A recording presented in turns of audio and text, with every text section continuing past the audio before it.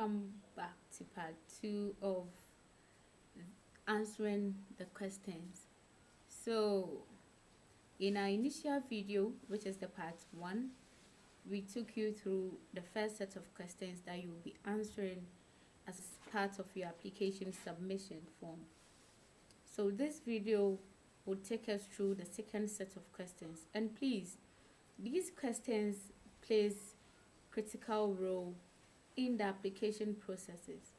So the selection committee would look at the responses you give to these questions, and I'm very certain that it would contribute to the decision that would be given to you by February. So please pay keen attention to it and go to the website to read more information for yourself, and most importantly, go to the description section, click on the application preview link, and then you can preview the application. There you will get all the questions and any further information that comes with the question. You would start from the second part of the question.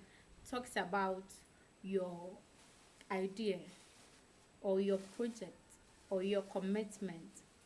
So what you would want to do, your commitment to action, what you would want to commit to developing your community or solving the pressing needs of your community. That is what the second part talks about.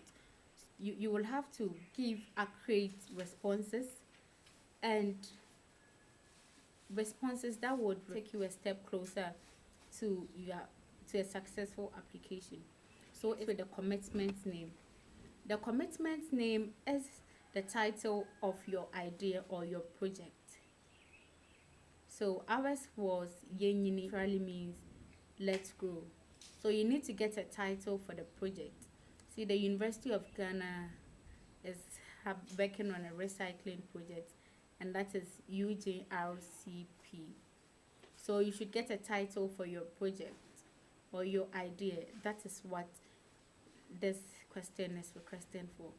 And please note that your commitment may be shared with external institutions in situations where, when you are accepted into the program, it may be shared with external institutions which may come in to help you as you implement your project.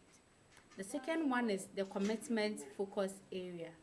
So in one of our videos, we talked about the focus areas that the Clinton Foundation would want all the applicants to align their projects with. So the education, the peace and human rights, the poverty alleviation, the public health management.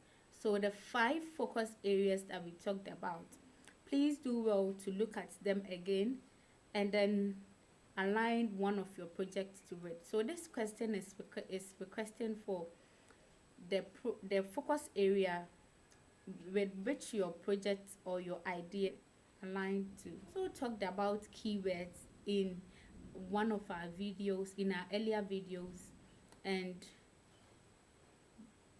the next question is requesting that you select your primary, your secondary, and your tertiary keywords that best suit your project idea or commitment.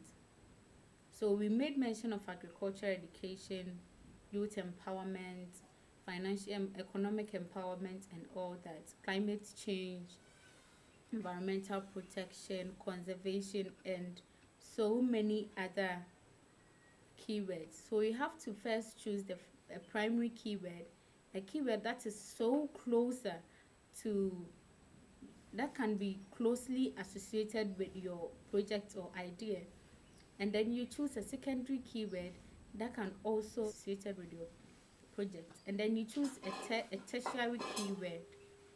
So if any of these keywords are entered, your project should pop up. So please go through the keywords again, and then you know which keywords best suit your project or idea or commitment.